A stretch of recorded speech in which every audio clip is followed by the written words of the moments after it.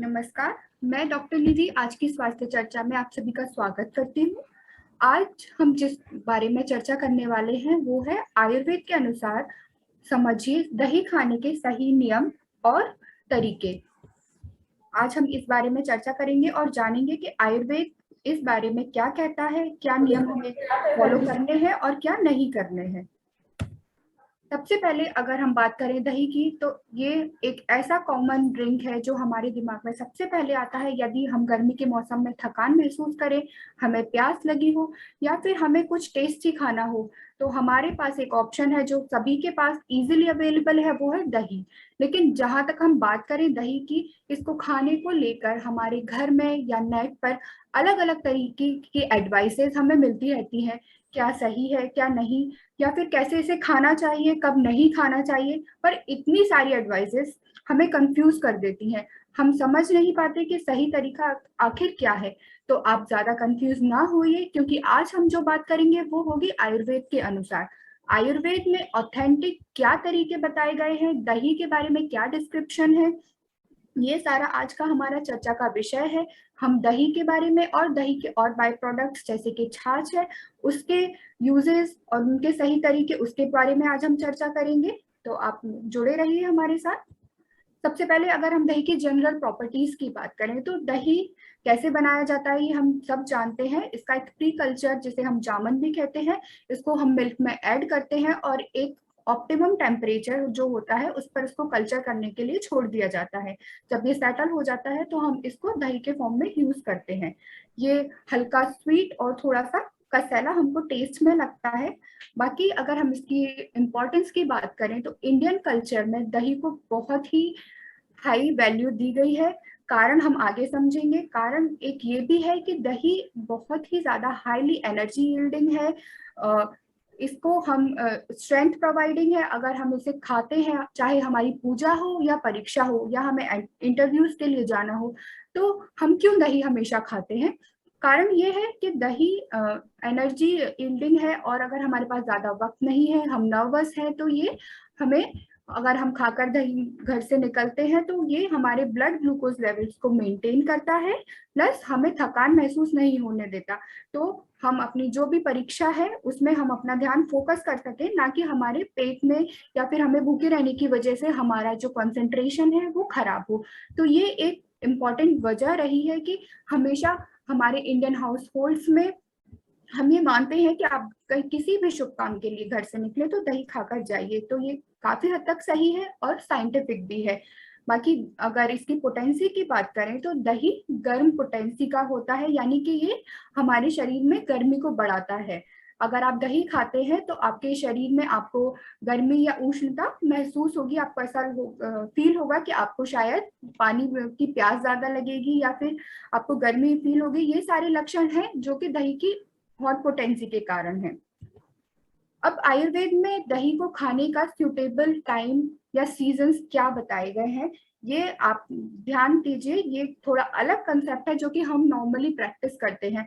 So different क्या है इसमें? डिफरेंट ये है कि हमें दही कब खाना चाहिए। आयुर्वेद बोलता है कि दही हमें खाना चाहिए सर्द मौसम में। जैसे कि अगर हम 6 ऋतुओं की बात करें, तो आयुर्वेद में हर 2 महीने को के एक टाइम पीरियड को एक ऋतु या सीजन बोला गया है।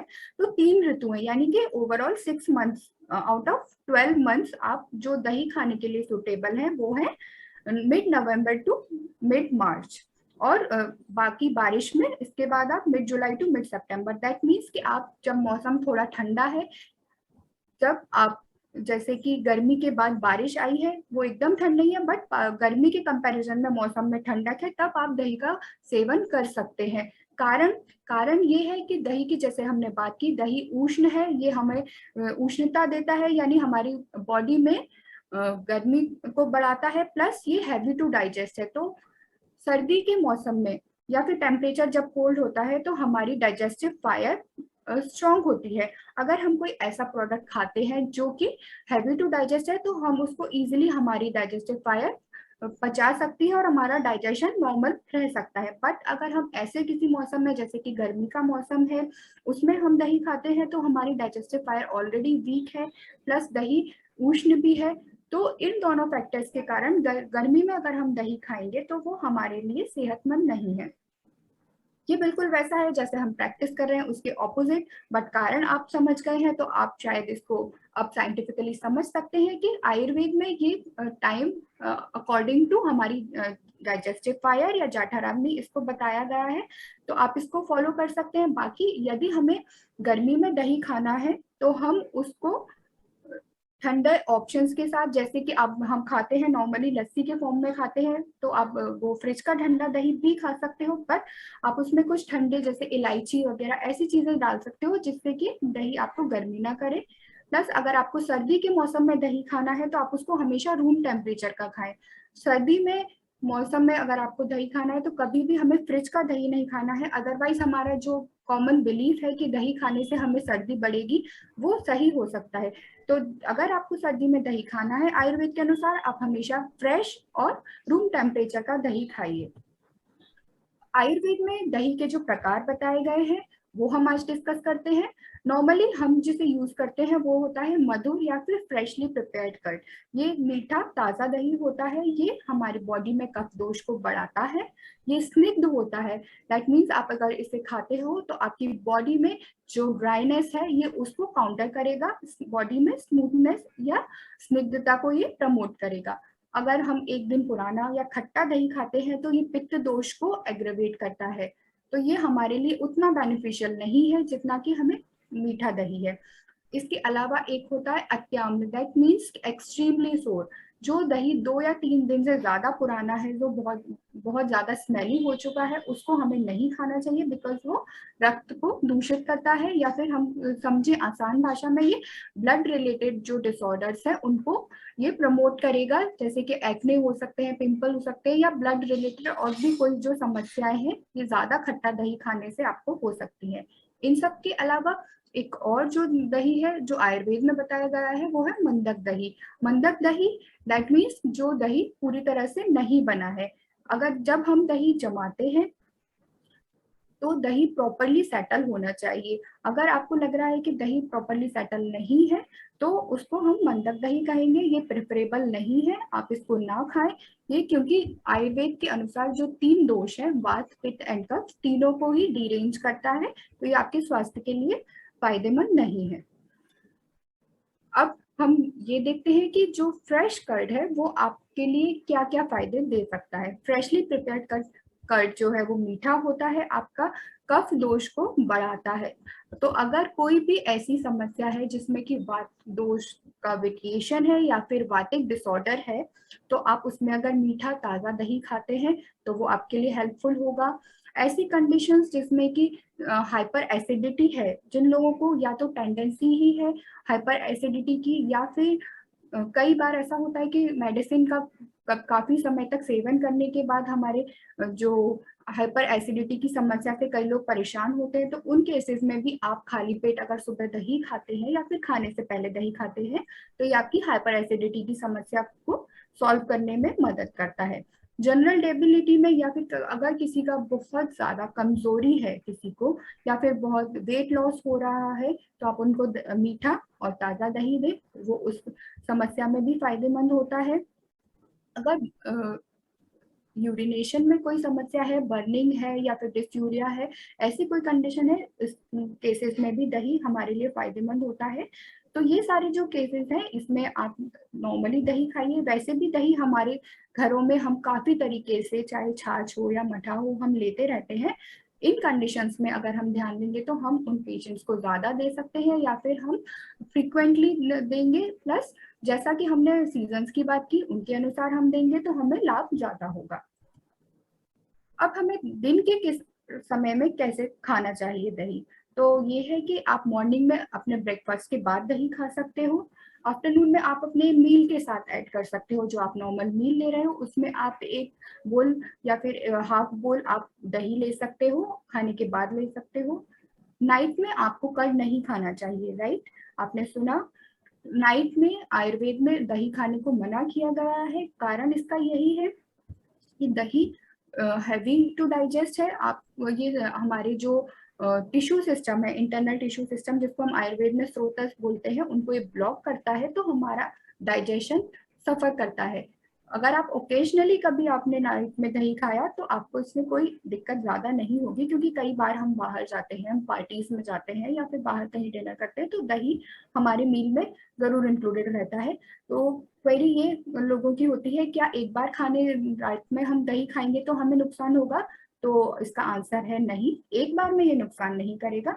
बट अगर आपकी हैबिट में है, आप इसको काफी लंबे समय तक अपने डाइट में इंक्लूड किए हुए हो कि आपको रोज डिनर के बाद या डिनर के साथ आप दही खा रहे हो, तो आपको इसे अवॉइड करना चाहिए। अदरवाइज इस डाइजेशन रिलेटेड इश्यूज आपको हो सकते हैं, क्योंकि अगर आपके डिनर के और आपके स्लीप के बीच में सफिशिएंट टाइम नहीं है तो दही को डाइजेस्ट होने के लिए जो रिक्वायर्ड टाइम है वो नहीं मिलेगा, और लंबे पीरियड्स के बाद ऐसा होगा कि आपको डाइजेशन रिलेटेड इश्यूज हो सकते हैं। तो बेहतर है आप दिन में दही खाएं, ब्रेकफास्ट में खाएं, लंच में खाएं, बट रात को अवॉइड करें। इसके बाद हम बात करें छाछ की। छाछ, मठा या बटर मिल्क, ये भी दही का ही एक फॉर्म है। बट दही, जैसा कि अभी तक हम बात कर रहे थे कि बहुत हैवी है डाइजेशन में, इसको हम आसानी से डाइजेस्ट नहीं कर सकते। इसका भी एक तरीका है इसको खाने का कि अगर दही में हम पानी को इक्वल अमाउंट में मिलाते हैं और अगर उसकी क्रीम निकाल देते हैं, तो ये ना ज्यादा पतला होना चाहिए ना ज्यादा मोटा होना चाहिए, जैसे कि ज्यादा थिक नहीं होना चाहिए, उसको हम छाछ या मठा कहते हैं। इसका जो टेस्ट है वो मीठा और कसेला के बीच में होता है। ये क्या करता है, जैसा दही के जो सारे बेनिफिट्स हैं वो हमको छाछ में मिलेंगे, बट ये इजीली डाइजेस्टेबल है, इसलिए हम इसको ले सकते हैं। बाकी पोटेंसी इसकी भी हॉट रहेगी, तो उन कंडीशंस में जिनमें कि पित्त का एग्रेवेशन है, हमें छाछ को भी अवॉइड करना चाहिए। ये वात और कफ दोष को बैलेंस करता है, ये इजी टू डाइजेस्ट है। तो इन सारे केसेस में, जैसे कि डिसेंट्री है, डायरिया है, जॉन्डिस है, या फिर पाइल्स, दैट मीन्स कि डाइजेस्टिव रिलेटेड जो भी डिसऑर्डर्स हैं जिसमें हमारा डाइजेशन पुअर है, इसमें हम अगर छाछ लेते हैं तो ये हमारे लिए फायदेमंद होता है। अगर हमें भूख नहीं लगती है या खाने का मन नहीं कर रहा है, तो आप छाछ में कुछ मसाला या जो आयुर्वेद में दीपन औषधि बताई गई है, जैसे कि आप उसमें भुना हुआ जीरा या फिर सौंफ या जो भी आपको पसंद है, ऐसे कुछ इजी मसाले डालकर आप उसको छाछ को पी सकते हो। अगर बार बार फीवर हो या फिर बार बार जो प्यास लगती है, उन केसेस में भी छाछ फायदेमंद है। ओबेसिटी में स्पेशली इसलिए फायदेमंद है क्योंकि दही की तरह ये हमें एनर्जी तो देगा, बट इसका जो फैट कंटेंट है वो काफी कम है और ये डाइजेशन में भी इजी है। तो ओबेसिटी के केसेस में अगर हम दही के ही बराबर अमाउंट में छाछ पीते हैं, तो हमारा जो वेट है और जो फैट हमने गेन किया है वो हम उसको बैलेंस कर सकते हैं। इसलिए इन केसेस में अगर हमें दही नहीं ले सकते हैं इन सारी कंडीशंस में, तो हमारे पास एक जो बेटर ऑप्शन है वो है छाछ। ये बात हमें छाछ के टाइम पे भी ध्यान रखनी है कि हमें हॉट सीजन्स में नहीं लेना है पैप्टिक अल्सर्स, क्योंकि ऑब्वियसली छाछ भी उष्ण है, तो ये अल्सर्स में हमें ज्यादा दिक्कत हो सकती है, हमें बर्निंग सेंसेशंस उसकी वजह से हो सकते हैं। तो इन सारे केसेस में हमको छाछ को भी लेना अवॉइड करना चाहिए। हालांकि आप अगर इसे मीठा करके लेते हैं तो ये पित्त को बैलेंस करेगा, और अगर आप खट्टा छाछ लेते हैं तो वो वात को बैलेंस करेगा और कफ को पित्त को बढ़ाएगा। अगर आप दोष स्पेसिफिक हम बात करें, अब अगर आप फिजिशियन के द्वारा या फिर आप खुद किसी कंडीशन में आपको लगता है कि आपकी वातिक डिसऑर्डर है या पैटिक डिसऑर्डर है या फिर कफ डिरेंज्ड है, तो हम छाछ को कैसे ले सकते हैं, ये आयुर्वेदिक फिजिशियन आपको सजेस्ट कर सकते हैं, या फिर सिंपल तरीके ये है कि आप खुद ही इनको असेस कर लिए कि आपको वातिक डिसऑर्डर है अगर, तो आप छाछ को सेंधा नमक के साथ मिलाकर पी सकते हैं। अगर पेटिक डिसऑर्डर्स है या फिर आप बर्निंग सेंसेशन है, जैसे कि बर्निंग या फिर कोई भी ऐसी सिचुएशन जिसमें आपको लग रहा है कि आपकी बॉडी में हीट ज्यादा है, आपको गर्मी ज्यादा एहसास हो रही है, प्यास ज्यादा लग रही है, तो दैट मीन्स कि पित्त एग्रेवेशन है। तो उन कंडीशंस में आप इसको शुगर के साथ ले सकते हैं। अगर कफ डिरेंज्ड है, दैट मीन्स कि आपको यदि भूख कम लग रही है या और भी जो कफ रिलेटेड हमारे सिम्टम्स हैं, उन कंडीशंस में आप इसको त्रिकटु, जो कि 3 आयुर्वेदिक हर्ब्स का कॉम्बिनेशन होता है, शुंठी, काली मिर्च और पिपली, उसका एक पिंच मिलाकर आप इस तक्र को ले सकते हैं। तो इन सारी कंडीशंस में आप दोष के अनुसार आप अपने तंत्र को या फिर छाछ को कस्टमाइज कर सकते हैं। इस तरीके से आप लेंगे तो आपका दोष या इम्बैलेंस भी नहीं होगा और जो हमें हमारी हेल्थ के लिए रिक्वायर्ड बेनिफिट है वो भी मिलेगा। तो आज की चर्चा को मैं यही समाप्त करना चाहूंगी और अगली बार हम वापस मिलेंगे एक नई स्वास्थ्य चर्चा में। आज की इस चर्चा को ध्यान में आप रखिए, अपनी जो डाइट है आप अपने लाइफस्टाइल में दही को छाछ को कैसे यूज कर रहे हैं आप आयुर्वेद के अनुसार यूज कीजिए और जो आपके लिए स्वास्थ्य के